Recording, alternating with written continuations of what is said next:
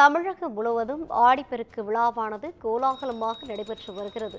இது குறித்தான கூடுதல் விவரங்களோடு இணைகிறார் நமது செய்தியாளர் ஞானசேகரன். வணக்கம் ஞானசேகரன், கூடுதல் விவரங்களை வழங்கலாம். வணக்கம் ரவீனா. ஆடிப்பெருக்கையொட்டி கோவை தேரூர் படித்துறையில் புனித நீராடி பொதுமக்கள் குவிந்தனர். மேலும் அவர்கள் பட்டீஸ்வரர் கோவிலில் சாமி தரிசனம் செய்து வருகின்றனர்.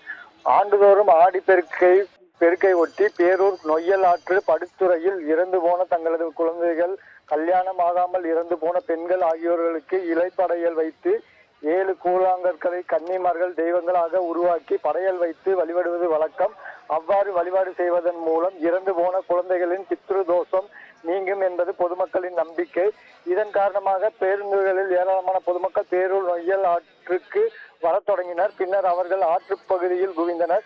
நொய்யல் ஆற்றின் இரு கரையிலும் அமர்ந்து இறந்து போன குழந்தைகள் மற்றும் பெண்களுக்கு இலை படையல் வைத்து 7 சப்த கன்னிமார்கள் வழிபாடு செய்தனர். தொடர்ந்து அங்கிருந்த பசுமாடு கன்றுகளுக்கு அகத்திக்கீரைகள் வழங்கியோடு நொய்யல் ஆற்றோடும் அமர்ந்திருந்த சாதுக்கள் மற்றும் யாசகர்களுக்கு அன்னதானம் வழங்கினார்.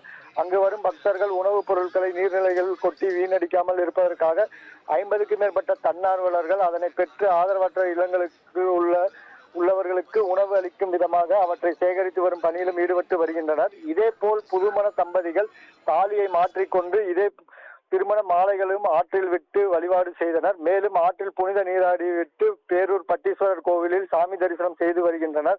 ஆடிப்பெருக்கு விழா என்பதால் கோவையில் உட்பட பல்வேறு மாவட்டங்களிலிருந்து ஏராளமானோர் பேரூர் வரத் தொடங்குவதால் போக்குவரத்து நெரிசல் ஏற்பட்டுள்ளது. அதனை காவல்துறையினர் சரி செய்து வருகின்றனர். ஏராளமான பக்தர்கள் வருவதால் பலத்த போலீஸ் பாதுகாப்பு போடப்பட்டுள்ளது. கண்காணிப்பு பணியிலும் ஈடுபட்டு வருகின்றனர். ரவீனா,